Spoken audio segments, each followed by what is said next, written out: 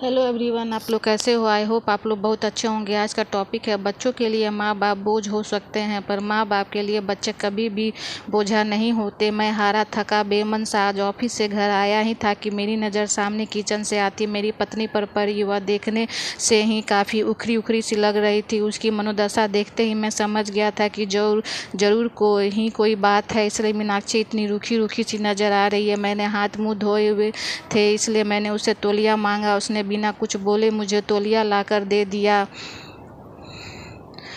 मैंने उसे कंधे पर हाथ रखते हुए पूछा, मीनाक्षी क्या बात है, आज तुम कुछ उखड़ी उखड़ी सी लग रही हो। तो उसने मुझे खा जाने वाली नज़रों से देखा और भड़कते हुए बोला, आपको क्या, फिर चाहे बेटी ट्यूशन से फी ना देने की वजह से बेइज्जत करके भगा दी जाए, या फिर बेटे पर स्कूल ड्रेस के जूते ना होने की वजह से उसके स्कूल के फुटबॉल टीम में खिलाने से मना कर दिया जाए, आपको क्या। आपको तो बस सुबह 9 बजे और शाम को 8 बजे आना है और फिर चादर तान के सो जाना है। इसके अलावा एक पल की भी चिंता नहीं है, और ना मेरा कोई ख्याल। डॉक्टर ने पिछले महीने ही दवाई कराने को कहा था, नहीं तो मर्ज कभी भी अपने पैर ज़रूरत से ज़्यादा पसार सकती है। कभी तुमने ध्यान से देखा है मेरे चेहरे की ओर, ये झुर्रियाँ उम्र पकते हुए बाल जवानी में ही बुढ़िया बनती जा रही हूँ। एक पैसे की दवा नसीब नहीं है मुझे। ये सब तो छोड़ो, गर्मी में बच्चे तड़पते रहते, एक पुराना कूलर लेने की हिम्मत नहीं हो रही है तुम्हारी। मैं बेड पर बैठा नजरें झुकाए अपनी नाकामी पर शर्मसार हो रहा था। बीवी बच्चों की परवरिश और उनकी ज़रूरतों का ध्यान रखना मेरा कर्तव्य है। क्या करूं मैं, ये मेरा दुर्भाग्य ही तो है।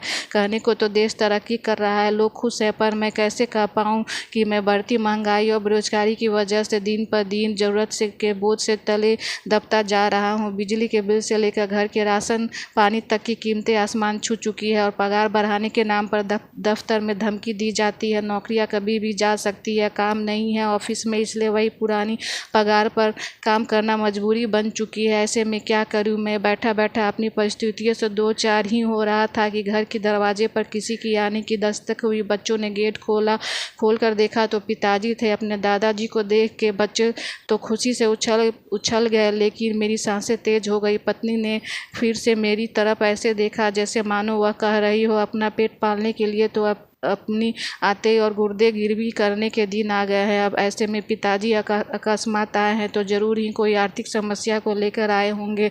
मैंने भी नजरें चुराते हुए एक बार मीनाक्षी की ओर देखा, पर कुछ कह पाने की स्थिति में नहीं थे, इसलिए जल्दी से उठ के पिताजी के पास गया और नजरें चुराते हुए उनके चरण स्पर्श कर उन्हें बैठने को कहा। मीनाक्षी ने भी उन्हें चरण वंदन किया और खाना खाने के लिए कहते हुए किचन में चली गई। अब मैं और मेरा अकेला महसूस कर रहा था। मीनाक्षी तो मुंह छुपा के किचन में जा चुकी थी। मुझे डर था कि पापा कहीं पैसे की कोई बात ना कर दे, इसलिए मैं जल्दी बच्चों को बुलाकर उनके पास बैठा दिया और खुद वापस कमरे में चला गया। पिताजी भी मुझे जाते हुए देख रहे थे। मैं किचन में आया तो मीनाक्षी ने कहा, पिताजी जरूर ही किसी आर्थिक मदद की आस लेकर आए होंगे। ऐसे में इन्हें हम ही याद आते हैं। बड़े वाले भाई साहब को कोई याद नहीं करता, देने के नाम पर उनका नंबर आता है, और जब कोई ज़रूरत हो तो सब लोग हमारे यहाँ आ जाते हैं। वैसे तो ये शब्द मीनाक्षी कभी नहीं बोलती, पर इस बार उनके घर की तंगहाली पर इस लेवल पर थी कि उसे मरने के लिए अगर जहर खरीदना हो तो उसके लिए भी पैसे का इंतजाम ना के बराबर ही था। एक तरफ मीनाक्षी लगातार मुझे बोली जा रही थी और दूसरी और मैं था जो अपने कुछ पाने के समर्थ में नहीं था। अंततः मैंने मीनाक्षी को चुप कराने के लिए कहा, तुम शांत हो जाओ, कुछ भी करके कल मैं तुम्हारी दवा और बच्चों की ज़रूरतों का सामान ले आऊँगा, पर अभी के लिए पिताजी का मान रखो। उनके सामने घर में कलेश करने का मतलब उनकी मान मर्यादा के खिलाफ है। मीनाक्षी समझदार थी, पर उस पर आर्थिक तंगी का बुखार चढ़ा हुआ था, इसलिए वह बेकाबू थी। कहाँ से लाओगे, भीख मांग के या फिर खुद को गिरवी करके? ये मेरा काम है, क्या करूँ क्या नहीं। तुम बस अभी भगवान के लिए शांत हो जाओ। अब मीनाक्षी शांत हो गई। वो खाना लेकर टेबल पर लगा दी। अब पापा और बच्चों सहित एक साथ खाना खाने लगते हैं। खाना खाते टाइम पापा ने एकाएक मेरी ओर देखा और पास बैठने को कहा। मेरी सांसें और दिल दोनों तेज हो गया, कहीं पिताजी कोई मांग ना कर दे, क्योंकि मेरे पास अभी देने के नाम पर केवल वक्त था। उसके अलावा मैं जुबान भी भी नहीं दे सकता था। पिताजी बोले, देखो अभी काम जोर शोर से चल रहा है, खेती का काम बहुत अच्छा है, इसलिए अभी की गाड़ी से वापस जाना पड़ेगा, मैं यहाँ रुक नहीं सकता। तुम्हारी माँ बहुत चिंतित हो रही थी, पिछले कुछ महीनों से तुम फ़ोन और बात बहुत कम कर रहे हो, और ऐसा तुम तभी करते हो जब तुम किसी परेशानी में होते हो। ये तुम्हारी बचपन की आदत है, इसलिए माँ के जोर और मुझे मुन्ना और मुन्नी की याद सता रही थी, इसलिए मैं आ गया। यहाँ तक तो ठीक था, अब मैं अवाक बैठा था कि अब पापा क्या कहने वाले। मैंने एक नज़र मीनाक्षी को देखा तो वो किचन की चौखट पकड़े पापा की याद किए हुए खड़ी थी, और पापा आगे क्या कहने वाले हैं जानने के लिए उत्सुक हो रही थी। लेकिन आगे पापा ने अभी कुछ कहा ही नहीं, बस खाना निपटाया, मुँह हाथ धोया।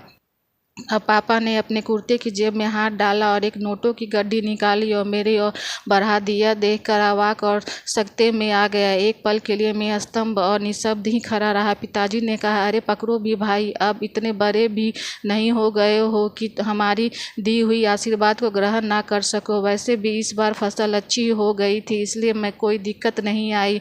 अब उन्हें मीनाक्षी की ओर इशारा करते हुए कहा, बहू का और बच्चों का अच्छे से ध्यान रखो, देखो कितनी कमज़ोर हो रही है। और अपना भी उन्होंने पैसे मेरे हाथ में रख दिए। मेरी आंखें भर आई और वो बचपन के दिन याद आ गए जब पापा हमें स्कूल जाते वक्त 4 आने ऐसे ही हाथ फैलाने पर रख दिया करते थे।